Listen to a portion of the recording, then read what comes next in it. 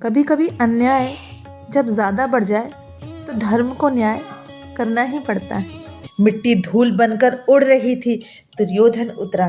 कवच टूटा हुआ, शरीर पर घाव थे, पर आंखें आंखें अभी भी लाल थीं, अभी भी जल रही थी। वह योद्धा नहीं, जिद का अंतिम शिल्प था। उसने कहा, भीम, आज युद्ध नहीं, आज मैं तेरा इंसाफ करके दिखाऊंगा।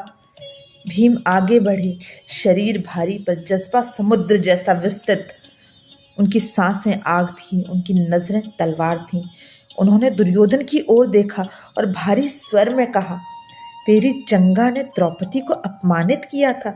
तू द्रौपदी को अपनी जंगा पर बिठाना चाहता था। तेरी जंगा का सर्वनाश आज मैं करूंगा। आज इसको बीच में से तोड़ दूंगा। आज उसी जंगा पर मेरा न्याय गिरेगा। कुरुक्षेत्र भीम की आवाज से सिहर गया। गदा उठी और हवा चीरकर धड़ाम से जमीन पर गिरी। पहला वार, धरती कांपी। दूसरा वार, धूल आकाश में उड़ी। तीसरा वार, टूटते पत्थर, टकराते धातु और गूंजती गर्जना। दोनों योद्धा थके नहीं, रुके नहीं, झुके नहीं। यह युद्ध नहीं, ये वह अंतिम क्षण थे जो महाभारत का भाग्य लिखने देने वाले थे। अचानक दुर्योधन की गदा बिजली की तरह घूमी। भीम पीछे गिर पड़े। भीड़ स्तब्ध। गुरु द्रोण की अनुपस्थिति में भी उनकी शिक्षा दुर्योधन के वार को चमका रही थी। दुर्योधन गर्व से बोला, देखा, मैं जन्म से नहीं, मैं कौशल से योद्धा हूं।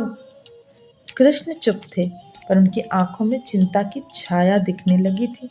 उन्होंने धीरे से भीम को फुसफुसाया, याद रखो भीम, अधर्म की जड़ उसी जगह है जहां उसने अपमान बोया था। भीम की आंखें पल भर के लिए बुझी, फिर जल उठी। अब यह युद्ध नियमों का नहीं, न्याय का बन चुका था। दुर्योधन आगे बढ़ा अंतिम वार के लिए। भीम ने कदम घुमाया, गदा उठाई और घुटनों के नीचे प्रहार किया। हड्डियां टूटी, ध्वनि इतनी भारी कि मानो पर्वत फट गए हों। दुर्योधन धरती पर गिर पड़ा। कवच से नहीं, तोड़ते ही सम्मान से। दुर्योधन अधमरा पड़ा था, पर उसकी आंखों में आंसू नहीं थे, सिर्फ कड़वा सत्य था। भीम ने अपनी गदा उठाई और उसकी जंगा पर दे मारी। इसी जंगा पर तू द्रौपदी को बिठाना चाहता था, ले, कर दिया तेरा न्याय आज। दुर्योधन अब सांसें धीमे धीमे ले रहा था। उसने कृष्ण की ओर देखा और बोला, देखो कृष्ण, मैं नियमों से लड़ा और मुझे छल से हराया गया है। कृष्ण शांत थे। उन्होंने उत्तर दिया, दुर्योधन, तूने अपमान बोया था, आज वही लौट के आया है। दुर्योधन हंसा, कमजोर पर हल्की मुस्कान।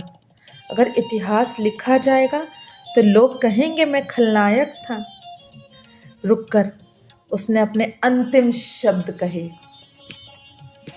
लेकिन सत्य कहता रहेगा कि मैं अकेला था।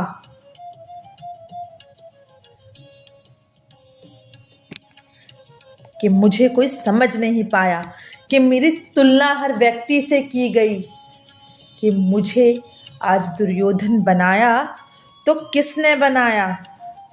और धीमे धीमे धीमे उसकी आंखें बंद होने लगी, उसकी श्वास उखड़ने लगी और पल भर में उसका शरीर विश्राम में चला गया, जैसे एक तूफान थककर सो गया हो। उसकी आत्मा ने शरीर को आखिरी नमन किया। उस दिन भीम ने दुर्योधन का शरीर नहीं तोड़ा, लेकिन कुरुक्षेत्र ने पहली बार देखा, हर हार शरीर की नहीं, किस्मत की हुई थी।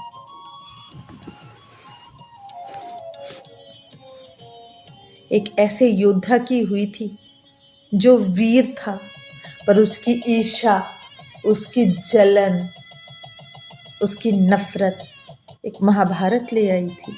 पूरी कथा सुनने के लिए डिस्क्रिप्शन बॉक्स में दिए गए लिंक को क्लिक करें। राम राम सभी को।